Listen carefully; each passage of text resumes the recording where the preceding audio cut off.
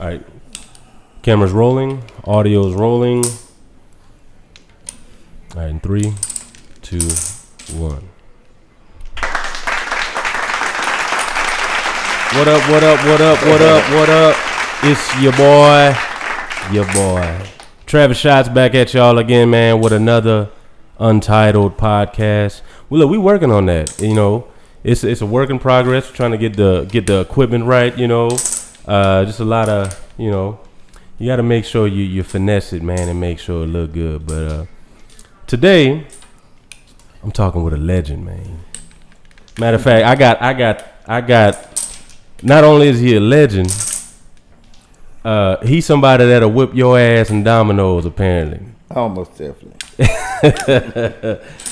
I'm sitting right here with my Uncle Von, man. Go on, look. So you got this camera right over here. You can say what's up to the people, man, out there in the world. And yeah, man, we just here to talk about life, love, legacy, and just how you do you, man. So tell everybody who you are, man. Hello, how you doing? I'm Devon Fortson. They call me Coach Buck. Talking to Mike, Coach Buck. Okay. Yeah, there you go. All right, gotcha. I'm Devon Fortson. They call me Coach Buck. Yeah. It's a funny way how I got the name Coach Buck. Man, I would love to know for years. And by the way, he got something real special on the dance floor. We gonna keep that for something. We gonna hold on to that one whenever he ready to let y'all, you know, to unveil that. But yeah, how you get that? How you get the name Coach Buck? Well, Buck came my senior year. I can't score, but I was scoring on my partner named Black. And then he must have been he was, yeah. And I said, man, you so black. Then he said, you so Buck T. I'm gonna start calling you Buck. Okay. and it stuck, and everybody used to just call me Buck after that. Yeah. Hey, look, it's fitting. I like, because when I think of it, I think of, nigga, I'm about to whip your ass when I think of Buck. You know what I mean? yeah. For sure. So, yeah, so you, one thing that's unique about Coach Buck is he is a wrestling guru. And down in, it's Kimball High School. Where is that located in Dallas? Is that like the southern part? Southwest Oak Cliff. Okay. Mm-hmm. Oak Cliff. That's my hood. Yes. Put it in your face and get there. Yes, sir. So your family, everybody, y'all started at Kimball, like in that area. Yeah, inner city wrestling is kind of considered a boring thing, but inner city wrestling, we started in 1978. Mm-hmm. 78 is when we started wrestling, and my thing, I kept getting in trouble in school, and one principal said I have to get in a sport every season. So that means when football season, which is my sport, over, I had to get in basketball or wrestling. And you pretty much excelled at wrestling. Uh-huh. And the sport is not popular for as you say now, but we made it popular back then because a lot of the popular guys joined the wrestling team. Yeah. So, and matter of fact, you know, the suit shows your body. Back then, we want to show our body. Yeah. So we kind of honed straight poking out. We kind of honed in on inviting people. Say, hey, you need to come to it. And we invited all the girls and let them know that you need to come out and see. And so they said, do you know that them Fortune boys, they out there wrestling and all that. So, you know, we was kind of like had swag with our wrestling style, you know. So we weren't guys with big nose and all that. We kind of looked pretty decent. So all the honeys wanted to come to the wrestling match to watch us. For sure. You know, the basketball guys had the tight, loose fitting short. Now, when you come to the wrestling match, you're going to see thighs and butts. So, and my big brother was one of those guys that just kind of had swag. because he encouraged us to just come on out anyway. So, And you're referring to this guy right here, right? oh yeah, oh yeah. You can say what's up to the people, you know. What's up, peeps? I'm the older brother. That's he say he the older brother for sure. Yeah, so and they was calling us the early Von Erichs back then, but it was just that everybody knew us for wrestling, you know. Yeah. So let me ask you this, like, so you're saying everyone knew y'all for wrestling, like how did it even get started? Like why is that a thing? Is that something that that has been done before? No, it was like fighting, you know, in the hood. It was chess boxing back then, and my brother was a known chess boxer. So when he boxed, I mean, it's like in the summertime, people bringing overcoats at 100-degree weather just to chess box. So he was real good at chess boxing. So you kind of could tell somebody fight game back then through chess boxing. Interesting. You don't want to mess with them guys if they got good hands. So I would like to know. I've never heard of this chess boxing. Yes. I heard of slap boxing. Now this is chess boxing. It's similar to slap boxing, but everything from the neck on down was fair game from the midriff on up. Those were the target points. And I'm gonna do a quick Google search for chess boxing here. Let's see. Yeah. So and I got your alma mater, Kimball Knights, pulled up. We're gonna talk a little bit more about them for sure. Chess boxing. Yeah, it was big. It was big in the hood. When you go out and somebody say, we used to always go get people and say, you know, yeah, let's go get Fonzel. And when we moved from the bottom to where we moved in Kimball area, Repetition kind of followed him because he was a boxer and everybody was doing golden gloves, the real boxing, but we chess boxed back then. So, and it was real. I mean, every time, you know, I knew I was pretty good because I pretty much the only one could take his licks. But the other guys, when he hit you, he cut you with his knuckles. Oh wow! Yeah, and you angling, you coming down with that, with the overhands. Man, it was crazy. It was crazy to watch him box, and you know, he was Sugar Ray before Sugar Ray with his hands.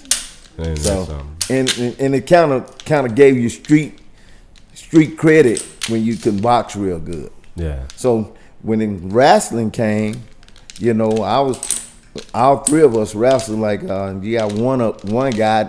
My youngest baby brother, who people thought he was a pretty boy, you know, and matter of fact, they used to call him Little Prince. Man, shout out Uncle Red, man. Yeah, to turn that down a little bit, but yeah, man. Yeah, that's what's up. That's what's up. Yeah, but he's one of those everybody used to say his trigger is faster than me and Fonzie for as getting into a fight. Yeah. You know, he had he had very very short. short fuse, huh? Very short. you don't, and it's kind of like now you didn't want to mess with one without the other in there. And we had bad fights ourselves when we ever go. Yes, y'all used to scrap. Oh each my other. gosh! I can only imagine. When we do get into it, they wouldn't think we were brothers the way we fought against each other, but we knew that, hey, I better go and get him because, you know, so the neighborhood, when we get into it, they didn't want to stop the fight because they thinking we'll turn on them. So they gonna let us fight. They ain't gonna grab nobody. Yeah. Yeah, so that kind of honed in, and I think it was we was working at a restaurant for Mean Joe Green and Cincy Powell, who's 6'11", Cincy Powell, and Mean Joe Green, who's a Pittsburgh Steelers, and we knew this was our last fight. It's kind of because we in high school, and we playing on a Pac-Man machine, a video game, and he came and wanted to take the game and say it's time to get back to work because he was like the head cook. He was the expediter, as you say. See, we opened restaurants and things like that back when we was in high school. We had a craft to cook. So he was the expediter. So that's the person who put the last plate out, have it looking pretty and all that. I was the fry cook. Red was the grill person. but we had we knew how to cook real well.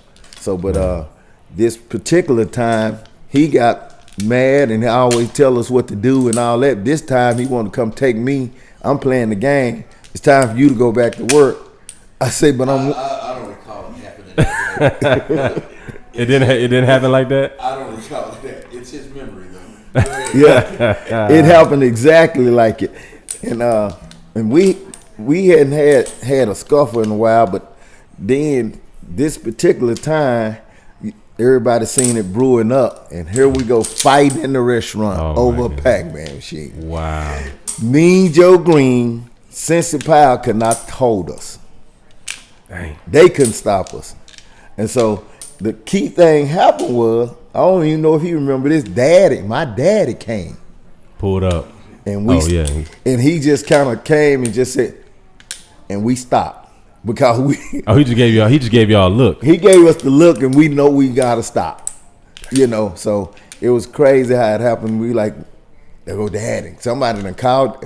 I think it was Red called, but we ended up stopping. But we knew that was our last brother fight, and it was kind of one of them things. Whatever you have, I just let you have it. Whatever So it was kind of like a thing. I made an oath. I ain't finna fight him no more. Yeah. Because it's kind of we could hurt each other and we know it. So we didn't ever fight again after that day. But honestly, I would never just go all out. I wouldn't hit them. I was holding them back. Yeah. We were mostly. Well, of course. We were mostly grappling. You trying not to hurt them. I couldn't hit them the way I was hit, anybody else. Man, all them black eyes we didn't have. Man, come on. Those was bumping in the furnace of wrestling. Yeah. So let's transition from the chess boxing, the fighting. Yeah. You guys were able to transfer that energy over into wrestling. Yeah. And then kind of fast forward. I mean, you're still obviously in the coaching, and talk a little bit about your life as of today, and your wife, your family, kids. Man. Oh man, I got into just wrestling in college. I went on to college and wrestled. Had some buddies went to college for football, and they knew that I still love football, and they got me to go to a Ranger Junior College, and that was crazy. And I guess when I went to Ranger Junior College, I wanted to be a coach. Okay. I started coaching at the elementaries at Ranger, and because I had took up education, so in the meantime, I said, man, I'm gonna be a coach one day. So I started went on to West Texas State, then I finished there, and I didn't finish there, but what happened was. After West Texas State, I had met my wife, but just at a grocery store, Red. My brother was messing with her cousin, and that's when I met my wife, who I'm still married to for 30-some years today. I was going to ask, what year was this? Do you remember? Yeah. I met her in 1989. Oh, yeah. 1989. Yeah. So we started dating and everything, and I was volunteer as a Little League Pop Warner coach. That's what I started doing, Pop Warner. So when I won the Nationals and took a team to the Nationals and everything like that, so I knew my thing was to coach.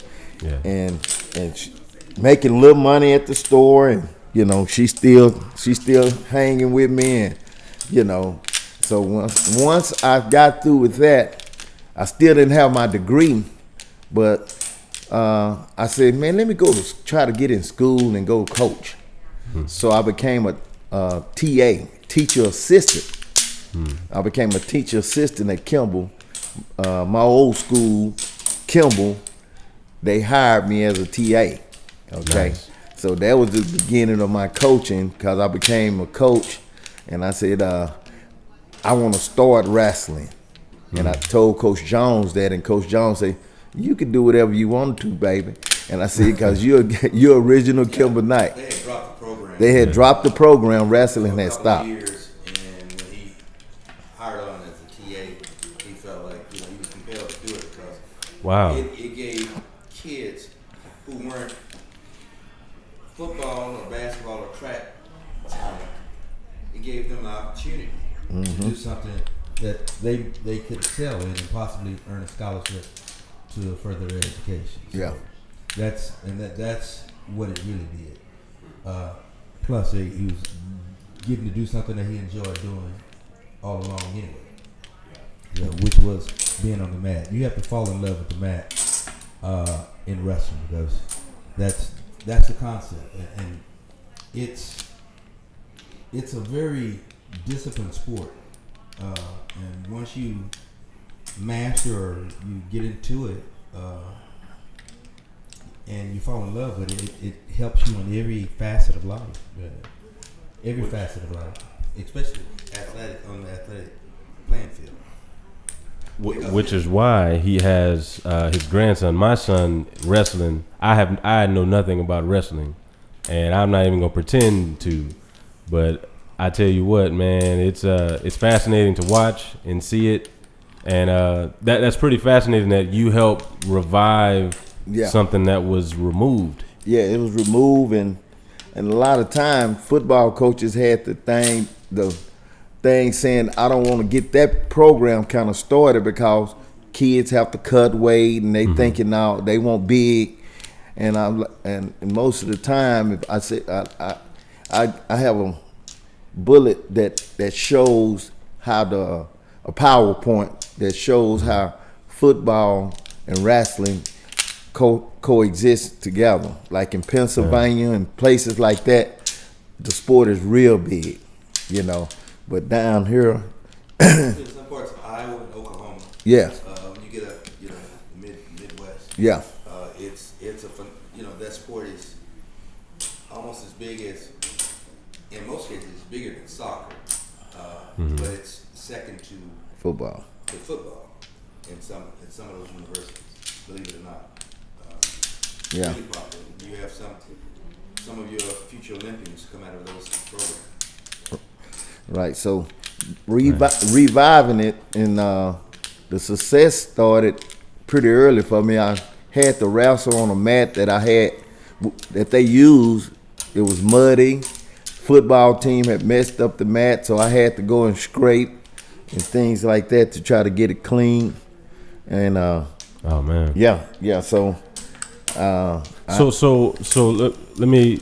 I'm trying to understand. So, there's no program at this point. The old equipment that was there, you were trying to revive it personally yourself. Yes. Wow. And then, matter of fact, after the first couple of seasons, though, he started getting people who saw that the interest had picked back up. He had 2 full squads, a girl team and a boy team. And other people started, wanting to contribute to their success. So it's because he was so popular, in the neighborhood in football, track, that they wanted to see Coach Buck, as they call it. They wanted to see him excel in the wrestling. So he was able to get sponsorships, and he had a couple of tournaments. And our old collegiate coach, Coach Bill Neal, he's at Richmond College, and he was part of the U.S. Olympic Committee wrestling program. He would travel around the country, around the world, and sometimes he would take some of his best wrestlers, to Iran, Greece, to places like that, Greece, to wrestle, and he would start them out. Especially if they were superstars and phenoms, like at the age of 7, 8, 9, 10, traveling around the world wrestling. So some of them even ended up in the Olympics. We have a couple of them. Mark Cuban, in fact, Mark Cuban's brother wrestled for Coach Neal. People don't know that. He was a Thunderdog. Yeah. And we were pretty So I started in Coach Larry Carr, legendary guy from Skyline. They had red, and he gave me some singlets to wrestle in because I was starting the program. Wait, you talking like the onesie type? Yeah, he gave us the onesie. So I started the program and hey man, shout out to the brothers wearing the onesies, man. Throw that out there, man. he said onesie. Real. Yeah. So, but and I was pretty. The program, and I started getting the athletes that, like he said, they played football, but they probably wasn't the star guys, the quarterbacks, the running back, so they end up coming out. Yeah, and then my sale for the girls, because I started the first girls program, my sale was to say, I didn't call it wrestling, I call it girls self-defense team. So when I put that out there, anybody interested in joining the girls self-defense team, everybody thought, oh, I get to fight.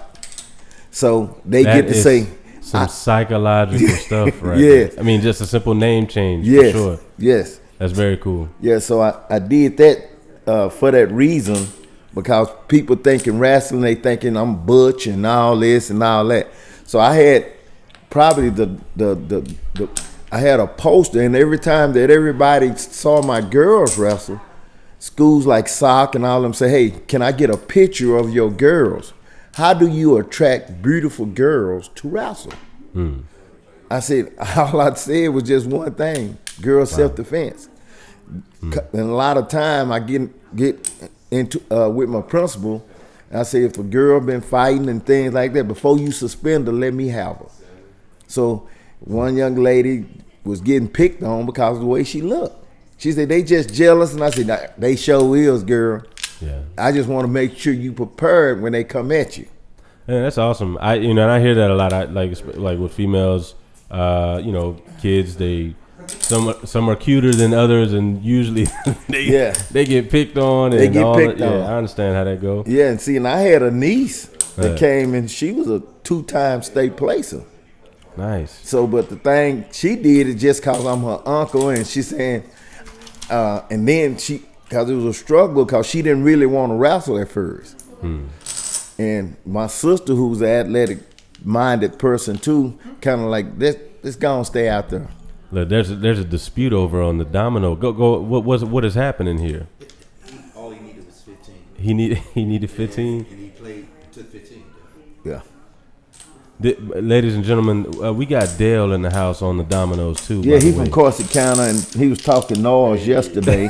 And he fed us, and then gonna challenge me, and gonna say he gonna come. He and told him that I'll whoop you on that domino table. And outside of wrestling and football and all the other hobbies that Coach Buck does, he plays domino. That's what he does. There it is. At a high level. At a high level. So and Dale, bless his heart, from the country.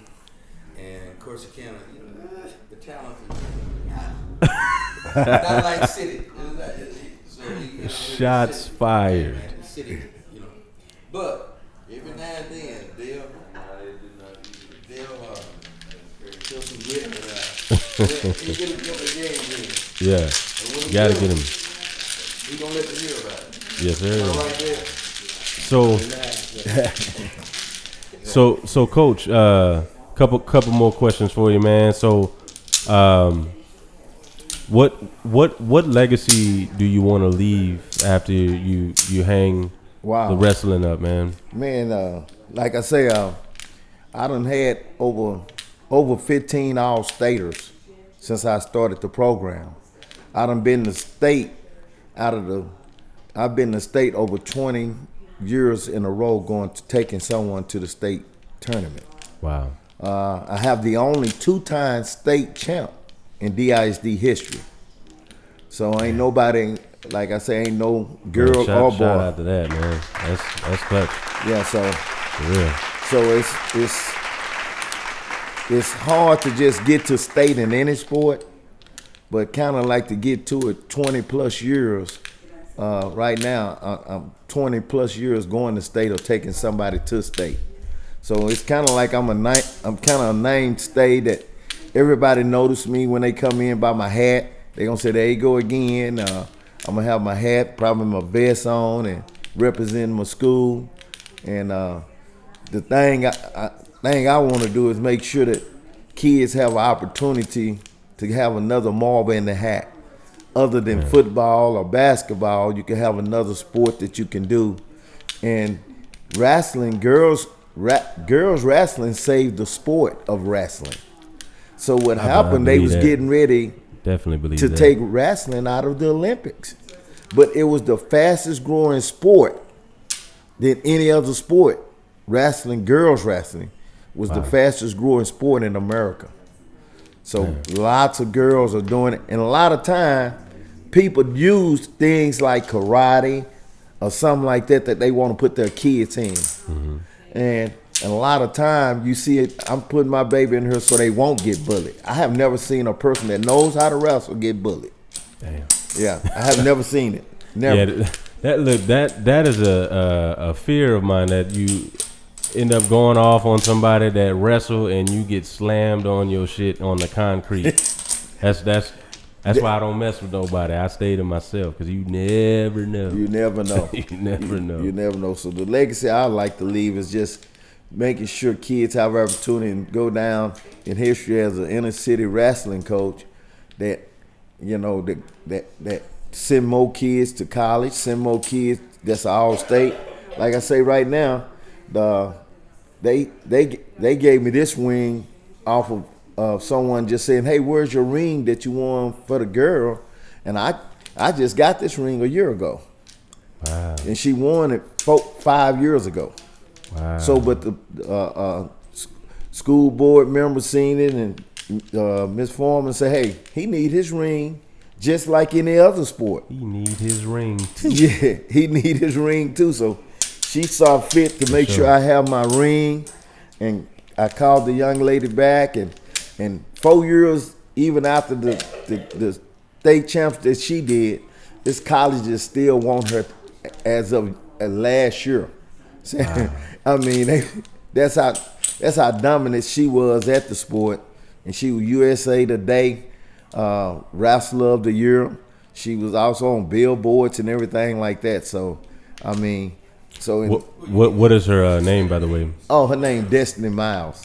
Man, shout out Destiny, man. Yeah, that's hard. 2-year state champ, and like I say, nobody ever made it to the third period with this young lady. So she was that tremendous. Man. She was that tremendous. I mean, that's amazing. I was able to go to some of the workouts and even lock up with her, and she had man strength to be a girl. She was incredibly strong, aggressive, and with the techniques that she picked up, just on the Vaughn's tutelage, she was able to dominate her weight class. And she could have gone weight class under or weight class above and dominated 3 weight classes. She was just that strong. Man. She would have placed in the boys division. Yeah, she would have placed in the boys division. Wow. That's how good she was. Yeah. She would have placed in the boys division. She was that good. And Destiny, you are unique, man. That's good stuff. That's good so stuff. A lot of time, like I say, I always have, when I'm recruiting and things like that, I always bring up pictures of Destiny and that group, because like I say, a lot of time the picture's worth 1,000 words. When they see it, they say, I can't believe she did that and look like this, so. Yeah. And like my niece, and she's on every wall of DISD, because when you placed in state, you get put on the wall, and now since everybody getting their activity gym, those pictures goes in your school arcade. Yeah. Yeah. So that's very cool. Yeah. So a lot of times, when things like that happens, someone go win the state championship, I name my mat room Destiny Miles mat room. Man, look at that. So she'll be in the Wall of Fame, but she was an all-stater. Things like that. Yeah. Wow. That's incredible, man. And just bringing that program from Yeah. non-existence to, Yeah. you know, I'm sure y'all are probably, Yeah. you know, We was 2-time feared. Yeah. We was also 2-time girls regional champ. DSD ain't never had that, so we won the regional team championship also. Wow. I took it was 10 girls weight class, 8 girls went to state. Those 2 years. That's crazy. Yeah, so I mean that's a lot of kids going down to Austin wrestling for state championships. That's amazing. Yeah, That's amazing. I mean, I don't know too many, you know, wrestling coaches or you know, really, I know a couple coaches, but like as far as finding success the way you have, that's a testament to just what you do in the daily grind. However that looks, I would love to come and get some footage and kind of see how y'all you know, you'll love to do that. Just training, coaching philosophy and all that, you know. And that's the key thing. My coaching philosophy come from under like Funzel was saying, Coach Neal's style of. We always real good in high school for as wrestling, being very competitive with the state best. But when we went to college, we learned this Greco-Roman style wrestling. Yeah, it was upper body. It's all upper body, so it took us to a whole different heights of wrestling, to where I was 2-time better, just learning 2 moves from him. So Nice. so that also kind of propelled us like on new echelons of wrestling, because we was yeah. Well, any to wrap up, man, any advice you could give you know, the kid that's interested in, you know, maybe wanting to try wrestling, what would that one thing you would tell them? I would tell them it's like he said, it's the toughest. It's the toughest sport you could do. I had one of my wrestlers saying, "Coach, it seemed like during this time I have ADHD." Then another one said the same thing. He said, "Coach, to do this sport, you got to have a little scruples loose." I said, "What you mean?" He said, "What is your handicap?" Yeah. I said, "What are you saying?" He said, "Don't you have ADHD too?" Damn. I said, "So what you trying to say?" I said, "No, this sport gonna make you a better husband, a better man, a better student, because it takes so much discipline. You can't just join this sport and not have the discipline to be good. You'll have some people that come out and they just probably lose a lot and all that.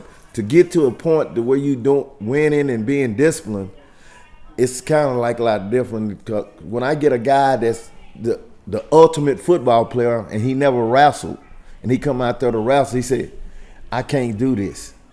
But when I have a wrestler that goes out for football, he said how easy this is for me.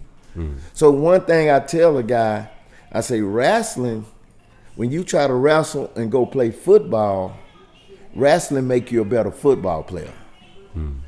Football don't make you a better wrestler. Vice versa. Yes. For sure. Because you play football don't mean you can wrestle. But if you wrestle, you can go do it. I can play tennis. I can do all kinds of things because I wrestle. And that's the confidence I have, because the sport is so tough. Man. So when it comes to doing anything else and I have that sport behind me and I persevere through that, I can persevere through a lot of other things. Man, so that's why, and I can tell through my brothers, you know, who was very successful wrestlers, but they're both very successful workers. They work hard. We're going to do this, going to do that. We know how to grind. So I contested to the sport, because what we did, I said, what we have in common was the sport. We didn't like to lose in nothing. We was too competitive in basketball. We were so competitive in everything we do. So that's a good sport to get into. And then also, I always tell people, and I went, you know how you go to a bar and things happen. I said, this is the only sport that if you know it, see, a boxer, it don't work, a karate expert don't work unless another person know karate. Because if you start doing karate on me and I don't know karate, I'm going to grab you. So that's how anything happens. But wrestling, if I know wrestling, I know everything. So you could do karate, and when I grab you, it turns into a wrestling match. If you're a boxer and you start boxing me, I'm gonna grab you. So as soon as I grab you, everything turns into wrestling when you don't know. Or I'm gonna run just so I won't lose. So For sure. yeah, if you start doing your craft of what you're doing, and I don't know nothing, I'm running. Yeah. But if I don't, I'm gonna grab you, and it turns into that sport of wrestling. Yeah. Yeah. That's where it becomes self-defense mechanism If necessary. Yeah. Yeah. And so, It's not like you can go and like I say again, I told people, I tell them just like this: I could use it to hurt you, or I could use it to subdue you. So that means I don't really have to hit you. I'm just gonna hold you. It happened to my little brother one time. The crazy story about this: I was working at Albertson, and something happened where my partner called me saying, "Say, man, you need to come. Your brother and somebody tried to rob Red." I said, "What?" So when I get from the store to his house, I heard somebody begging, "Please let me go. Please let me go." A guy tried to rob him. He had him in a wrestling hole till the police came, and the guy was just like begging for his life. Yikes. But he was just holding him in his little hole he do, and the guy was just like, and the police came and me when I was right there. I said, "Man, how long you?" He said, "TA said, I don't know how long you been holding me, but I had a chance to go to the store to get you." And he was still having the guy in the wrestling hole. Man. So That's crazy. Yeah, I say so. I done seen it save people, and rest her heart, young lady Mimi, who's the first placer I ever had in state, named Mimi. She was getting assaulted with her daughter watching her in Minnesota. A man had a knife at her and everything. So she had to play vulnerable so the man can get close to her, because she didn't want nothing to happen to her or her daughter. When he got close enough to her, she got him in a wrestling hole and made him and called the police. "Baby, call the police." Wow. She passed away about 3 years ago. But this young lady said wrestling saved her life. Yeah. She, for her child too. yes. So she came back and was telling people how it happened and letting them know she was on the news in Minnesota and how it happened. So. Well, I appreciate this talk, man. I'm definitely interested in coming down to check out some of the student athletes you have there. And Oh yeah. ladies and gentlemen, this has been Coach Buck holding it down. Appreciate you spending some time with me, man. Yeah, I got one kid also wrestling Fargo Nationals tomorrow. That's what's up. Yeah, I got one baby that's in Fargo Nationals tomorrow. That means he's wrestling for USA national team. Dang, So, that's awesome. His name is Quintraylon.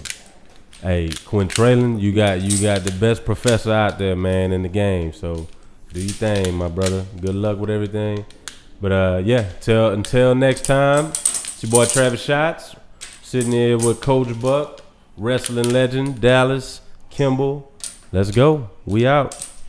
Thank you.